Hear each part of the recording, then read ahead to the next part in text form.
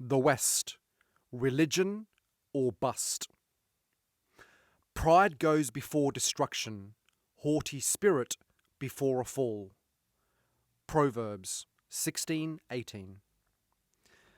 In our haste to crown ourselves the smartest and most moral generation in human history, we have neglected this all-important lesson, and each day we move closer to a moral and intellectual precipice.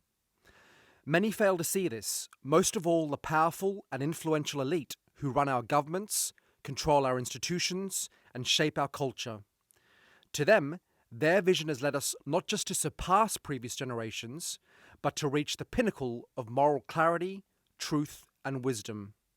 All that remains is to implement it across society, whether through persuasion, manipulation, or force. But there is one giant flaw in this vision. It is godless. For this reason, it will not only fail to fulfill its promise of a fair and just world, but will instead lead us down a path of depravity and destruction. In this piece, then, I, an atheist, will make the case for why we need religion to underpin and guide our civilization. I will focus on 3 points specifically. The first is that, without religion, a society and its people become rudderless and easily led astray. The second is that religion provides an antidote to an inescapable fact of our existence, that we are our own worst enemies.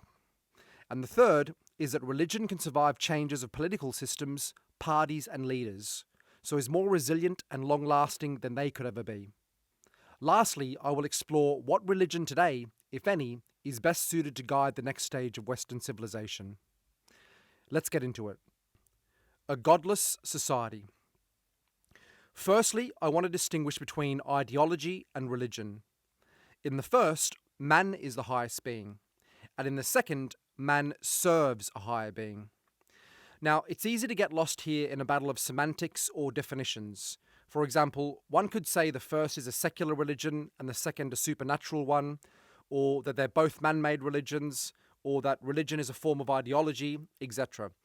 But for this purpose, let's stick with the definitions I've used, as these best highlight the situation at hand. Today, if it's not obvious already, the West is in the grips of ideology. What does this mean in practice? It means that flesh and blood men and women are the ultimate authority on morals, truth, and justice. There is nothing and no one we answer to besides ourselves. More specifically, within the current power structure and dynamics of our society, it's a particular group of men and women who are calling the shots and who are seeking to impose their ideology on us, our children, and future generations to come. These people include, but are not limited to, Jenny, who has a journalism degree and writes articles on her MacBook Air for a national newspaper. Terry, who studied sociology and liked it so much he hung around at his university till he eventually became a lecturer. Tom, who joined a social media company straight out of college and is proud to have been promoted several times and is now a senior director there.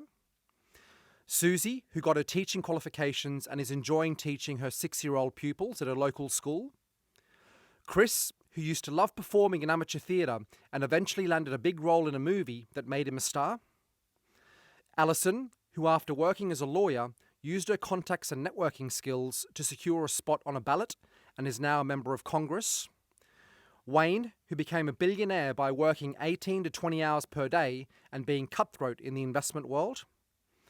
Melissa, who after graduating decided to join a non-profit and focus on activism for causes she believes in. Sam, who, growing up, was a whiz with computers and who after dropping out of college founded a tech company that went on to make it big. And the list goes on. These people have become the self-appointed gods, prophets, and priests of humanity. How have they attained this position? Well, how could they not? If there is no ultimate lawgiver above humans, then it's humans who will decide what is right and wrong, what is true and false, and what we can and can't do. Of course, with such free reign, invariably there will be disagreement on these matters, both amongst individuals and groups. But in a godless society, who settles this? How can you definitively prove one way or the other that you are right and the other side is wrong. There is no universal authority to appeal to after all, just other imperfect flesh and blood humans. Herein lies the origin of moral relativism, where there is no objective truth or right and wrong, so you simply choose your own. Any belief and behaviour becomes possible or acceptable, if not now, then eventually, and this is embodied by maxims like, I don't judge, or tolerance, or do whatever feels right for you, or even anything goes. Now, you could be thinking, live and let live, let people choose their own way. But there are two major problems with this. Firstly, moral relativism inevitably gets taken to a point where, to be consistent, it must tolerate any belief or behaviour, and not just tolerate it, but celebrate it for being different, no matter how depraved, destructive, delusional, or deranged it is. We all see this happening before our eyes today. Secondly, moral relativism creates confusion, conflict, and ultimately a vacuum, and human society abhors a vacuum. So in time, a motivated, coordinated, and uncompromising minority will find a way to fill it by imposing either their ideology or their religion on the majority. It's at this point that moral relativism dies and is replaced with intolerance and authoritarianism. If this sounds hard to believe, it's probably because our perspective has been skewed by the unusual circumstance of living in a period of relative freedom and prosperity over the past 70 to 80 years. If you're watching or listening to this, you're likely anywhere between 18 to 65 years of age, so you've known nothing else. This is not the historical norm, however, and our current trajectory is evidence of that. We are not trending towards continued freedom and live and let live. We are trending towards authoritarianism. In other words, to the historical norm. Which brings us back to our friends. Jenny, Terry, Tom, Susie, Chris, Alison, Wayne, Melissa, Sam, and others like them, some of whom may be individually weak, but who collectively are strong. We know their ideology, of course, just by the brief descriptions I gave of each of them, but it's worth unpacking it here, as well as examining another dominant ideology they have formed an unholy alliance with, for it will illustrate the folly and degeneracy of godless ideologies that place man as the highest being and authority in the universe. The first ideology is brought to you courtesy of communism, and it is wokeism, whose catch cry is tolerance. The second ideology is brought to you by capitalism, and it is consumerism, whose key tenet is consumption. Lots of it. These two ideologies have become intertwined at the macro level, and not by accident. But rather than looking at the vested interests that have fueled this alliance, which is a topic unto itself, in this piece I want to stay focused on the ideologies themselves. Wokeism is the endpoint of moral relativism. It's simultaneously where we reach the highest levels of depravity and moral and intellectual corruption, and the point at which we transition to authoritarianism, thus being forced to accept it as our reality, whether we like it or not. As for consumerism, it is taking consumption to a level where we throw self-control, self-discipline, and in some cases self-respect out the window. It means consuming to a point beyond what is necessary, where you harm or even kill your body, numb your mind, and corrupt your spirit, and where your highest calling becomes pleasure, indulgence, and comfort. If these two working together isn't the perfect recipe for civilizational destruction, then I'd like to see what is. It's not hard to imagine the most depraved beliefs and acts being not just tolerated, but in time promoted for pride and profit.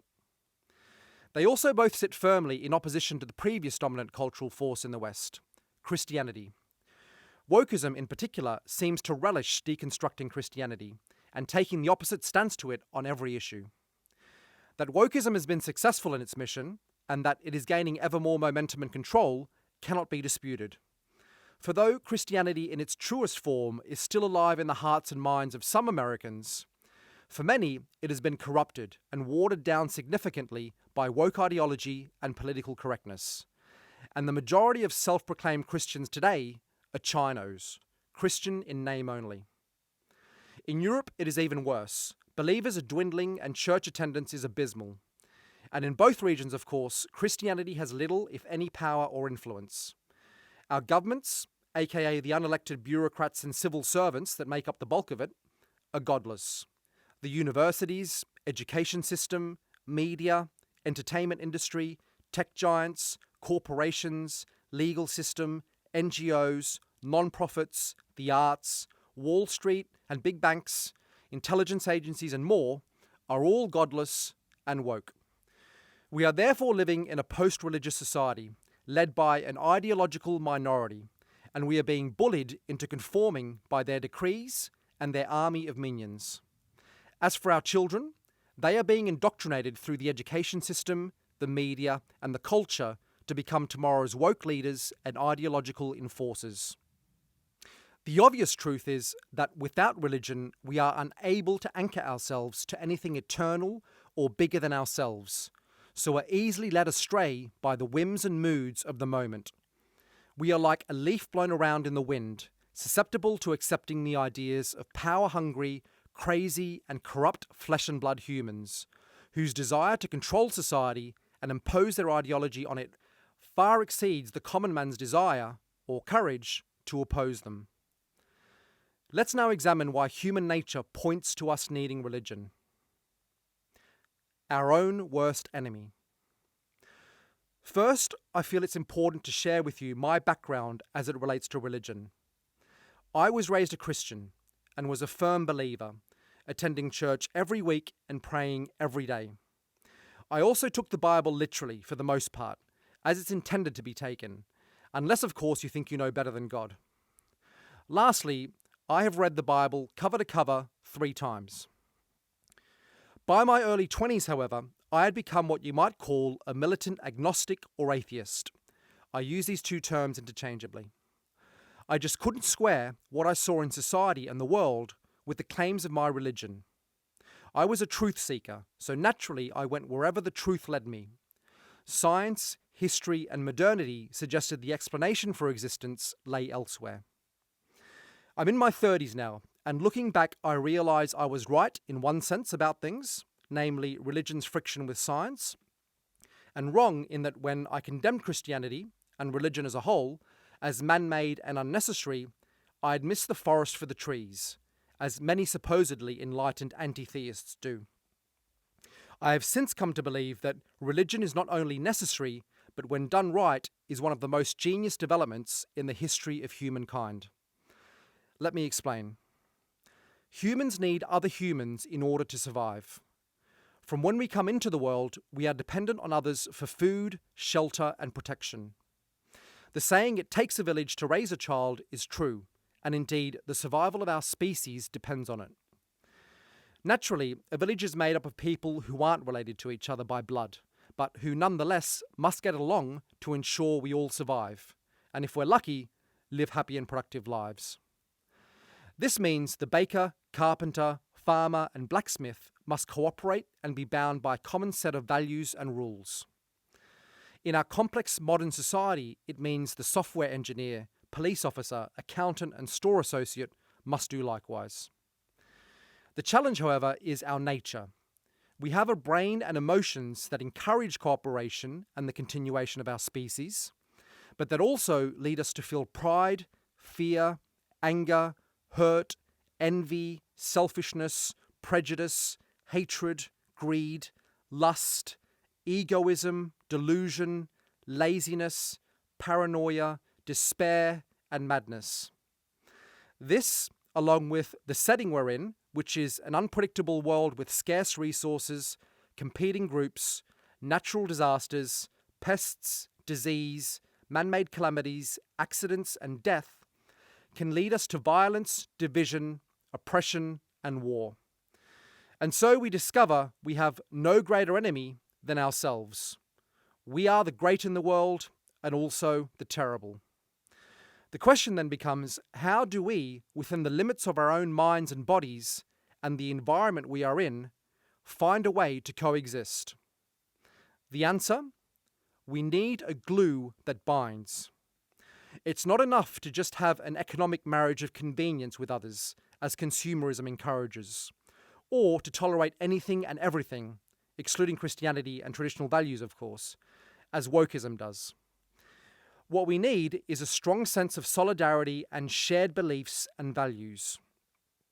The idea that this can come from an ideology which makes imperfect beings the ultimate authority, and not only that, allows them to change their beliefs and values through time to suit their evolving selfish interests and predispositions, is a farce.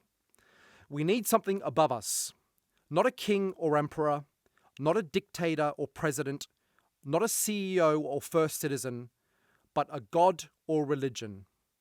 For whilst we can argue amongst ourselves all day long and call this or that leader corrupt or a liar or a fool, and can privately or publicly trash an ideology or set of values or laws coming from one group or another, we cannot do so with God or religion.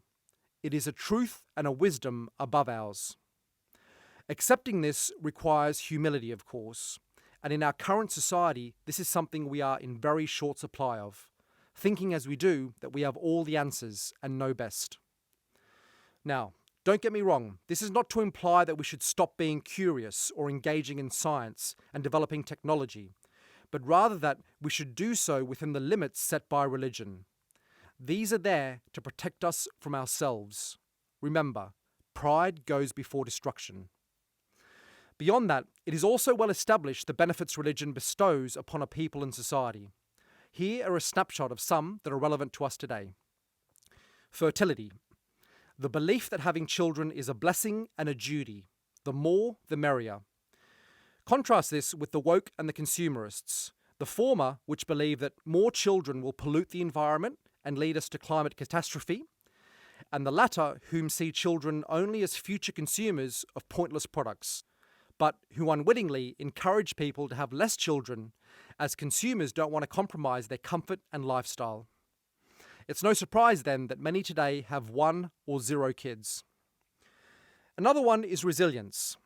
Life is filled with challenges. It involves hard work, ups and downs, unexpected tragedies, and the list goes on. The religious have a resilience about them, an inner strength that comes from their belief in being part of something bigger and nobler than themselves. Atheists will claim they're using their religion as a crutch. I would instead say it is a source of power. Moreover, they have established communities of like-minded people who can offer them support when they need it. If you look at the typical woke or godless liberal by contrast, and this is backed up by data, including surveys, reports, etc., their sources of strength are antidepressants, mental illness, virtue signalling online, paranoia, and cancelling others for not respecting their confused mental state and emotions. Another area is morality. The religious have a strong and clear sense of right and wrong, mandated by the ultimate lawgiver. There's no hiding from your actions either. You will be held responsible for them either now or later. The woke, by contrast, seem to have a slippery slope morality, which today includes sexualizing children, glorifying or excusing criminality, spreading false accusations, cutting off people's livelihoods for disagreeing with them, coercing people to inject drugs, cheating in sports, and much more. Despite this, they are convinced they are infallible. Remember, haughty spirit before a fall. In short, ideologies, without fail, deny human nature. They sweep it under the carpet and imagine they can mould people and society like clay. The results range from pitiful to disastrous, from sad to horrifying. By contrast, religion's genius is that it understands human nature so well.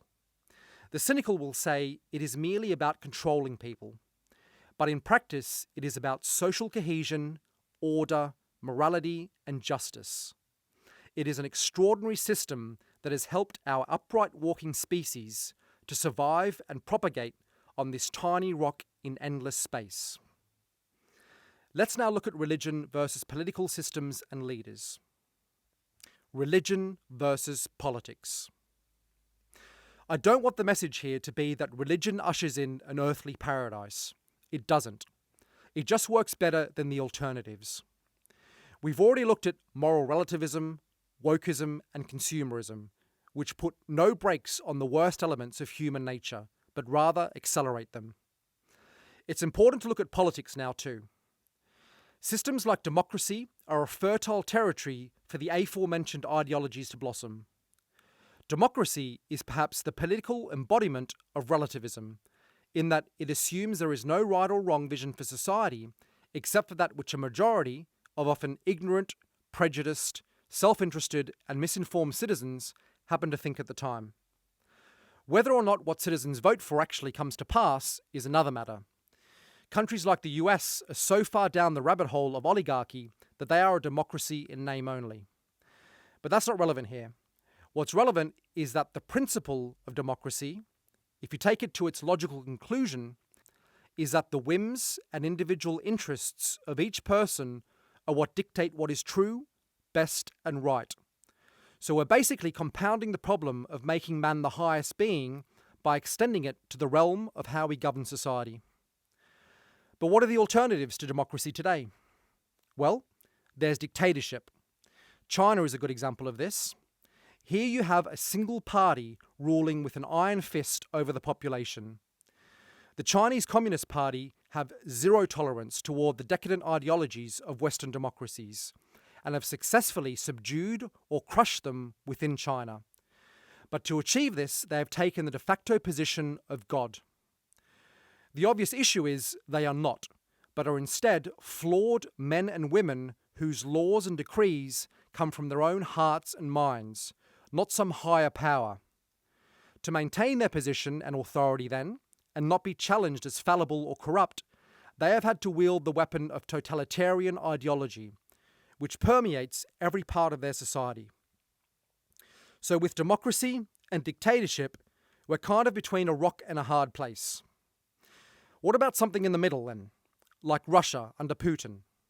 Again, Putin has been firm in restricting the decadent ideologies of the West. He is a nationalist, and his country is technically a democracy. In practice, however, Russia is a dictatorship, and nationalist dictators, through history, have had a predictable tendency to launch futile foreign wars and wipe themselves and their nations out in the process. Or if they resist this temptation, their system rarely outlives them anyway. Getting too attached to one political system or another then seems either a recipe for disappointment or failure. You can let things take their own course with democracy, and that course is usually one of going downhill slowly and then rapidly, or you can rule with an iron fist and make everyone's lives unpleasant. Furthermore, we need only zoom out to the history of any nation and we will see the never-ending rise and fall of political systems, leaders, parties and dynasties. We will see revolutions, upheavals, war and collapse. We will see the erasure of peoples, the mixing of peoples and the rise of peoples. We will see what was democratic one day become oligarchic the next day and a dictatorship the day after. No political system lasts forever, and certainly no political entity outlasts religion. Think of a religion like Christianity. It has been around for 2,000 plus years. How many times has the political order changed in this time? How many catastrophes have we faced in the West during these years? The answer boggles the mind, and yet Christianity has survived it all. In addition to outlasting politics, it also is far less divisive than politics. Democracy is divisive, dictatorships are divisive, and so is everything in between. You are either the wrong class for using your talents and skills to further yourself in life, or you are the wrong race because you happen to be born to a particular mother or father, or you are the wrong sex because you had a different chromosome pair at conception. But with religion, any and all are welcome, rich or poor, light or dark-skinned, male or female. Christianity has adherents from every class, race, and nation. Now, you could argue that religion creates division between believers and non-believers.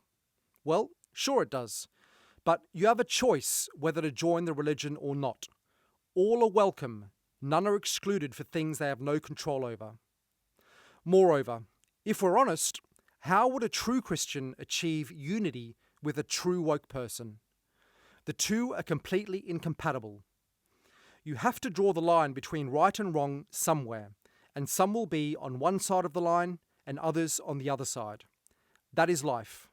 We can't please everybody, or we'll please nobody. We need a strong sense of right and wrong in society, and pandering to the corrupt is not the way to achieve it. Or what about religion creating division among adherents of the same faith or of other faiths? For example, Catholic versus Protestant or Christian versus Muslim. Well, again, it's a fact of life that there will be power struggles, disagreements, and that events may take on a life of their own. This happens with or without religion. So the key question is instead, when it comes to imperfect beings who live in an unpredictable and dangerous world, which option leads to the better result, religion or ideology? I would argue religion does significantly more good than harm, and ideology does significantly more harm than good. Religion also has a way of putting pressure on or even forcing the rulers of the day to adhere to its principles, lest they lose legitimacy to rule or have to resort to overt and extreme tactics to retain control, which can often backfire.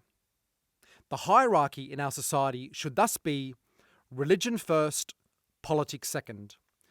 Politics is important and we must not ignore it, but we must also know its place. Relying on political systems alone will not save us and could destroy us.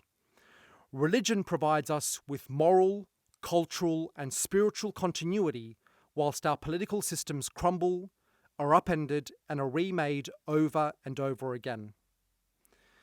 Now, let's look at which religion, if any, can lead the West in the 21st century and beyond. Which religion? I wish this was an easy answer, that the, at face value, lowest hanging fruit were the way forward. But I'm not convinced. To have the best chance of success in the West in this new millennium, and particularly this century, I believe that a religion needs to square the circle in 3 areas. 1. Science. 2. Technology. 3. Prosperity. Let's start with science. It will be obvious to many who have examined modern history that the scientific revolution, commencing in the 16th century, and the Enlightenment it gave way to in the 17th and 18th centuries, put Christianity on the back foot. Science and reason have been chipping away at the moral and cosmological foundation of the Christian faith ever since. Whether it's the origins of Earth and the universe, the latter through the Big Bang 13.7 billion years ago, or the emergence of humans via evolution around 300,000 years ago, or even the acceptance that people who act crazy are mentally ill and not demon-possessed, all of this has served to create doubt, disbelief, and even animosity towards Christianity. Today, unless you're willing to do lots of mental backflips and ignore large parts of the Bible, then it's very hard to square the circle between Christianity and science. Those Christians who do, if they're being honest, are on the one hand dismissing the word of God as nonsense and reinterpreting it through a liberal lens, as if they know better, while simultaneously claiming it's true. This is having your faith cake and eating it too. Then there's technology, which has transformed our society enormously, beginning with the Industrial Revolution in the 18th century. Our lives today, compared to the first Christians, or even the medieval Christians, are very different. The internet, smartphones, satellites, electricity, antibiotics, planes, cars, social media, X-ray machines, guns, and I could spend the next 6 hours listing things, have changed not just our society, but our beliefs, values, and expectations. When we look at what lies ahead, the scale of change is even greater. Think artificial intelligence, robotics, the metaverse, brain-machine interfaces, advanced space exploration, quantum computing, gene editing, nanotechnology, and much more. How relevant, therefore, can an ancient religion, brilliant as it is, be to the future we are heading towards? Then there's prosperity. It's common for a prosperous people to become decadent, weak, selfish, short-sighted, and spoiled. In the time and place in which Christianity arose, poverty, struggle, and conflict were the norm. In the Middle Ages, when Christianity was dominant, this was also the case. In the West today, however, we can relate in no way to the lives our Christian ancestors lived, nor could they relate to ours. Even the poorest among us have free education, free money, access to buses and trains, and own smartphones and TVs. Moreover, the rewards people yearn for are in the here and now. It's much harder, therefore, for the Christian message to resonate in a prosperous society like ours. Short of us collapsing into mass poverty and suffering, more and more will abandon the faith or become Chinos. Now, all this is not to say that Christianity is bad. It has been an amazing success. It has been a core part of Western civilization for the longest time. It also helped to civilize the barbarians in Europe when the Roman Empire collapsed. And whilst I admit it would be much easier to propose we re-embrace Christianity and claim it can save us from today's ideologies, I think it's an uphill and, in the long run, losing battle. The truth is that no religion lasts forever. They all have a shelf life. The ancient Roman religion lasted 1,000 years. The ancient Egyptian religion lasted 3,500 years. The Aboriginal Australian religion lasted 10,000 years, or maybe more. These and countless other religions must have seemed as true and eternal to their adherents back then as ours do to us. Yet they are all but dead. Moreover, religions borrow from other religions. Zoroastrianism likely influenced Judaism, Christianity built on top of Judaism, Islam built on top of Judaism and Christianity, the Mormons built on top of Judaism and Christianity, and there are so many links between minor and major religions through history and in every region of Europe, the Middle East, North Africa, and Asia that it would fill an entire book all on its own to examine these. So, thinking one's religion is unique amongst all others isn't looking at things honestly. Turning back just isn't the way to go. We need to acknowledge that science, technology, and prosperity are our reality today, and this calls for a faith and creed that is either immune to these facts or that incorporates them. It needs to be future-proof too, meaning it's fit for time horizons of centuries or longer, starting from now. And it mustn't close our minds, but rather encourage our quest for knowledge of and expansion in the universe. Humans aren't meant to be confined to Earth alone. Our destiny lies in the stars. Religion can be our guiding force and moral compass as we fulfill this destiny. Of course, the road ahead right now seems uncertain. There is the real possibility that our civilization collapses, or that even if it doesn't, things get really bad, which is even more the reason to not leave things up to chance. The work begins today, laying the foundation for what emerges from the ashes. If we can prevent a collapse, however, and it's important to prepare for all possibilities, then be under no illusion that it will be hard to take back control. We are combating a wicked ideology and an elite that are as relentless as they are pernicious, even if they think they are the good guys.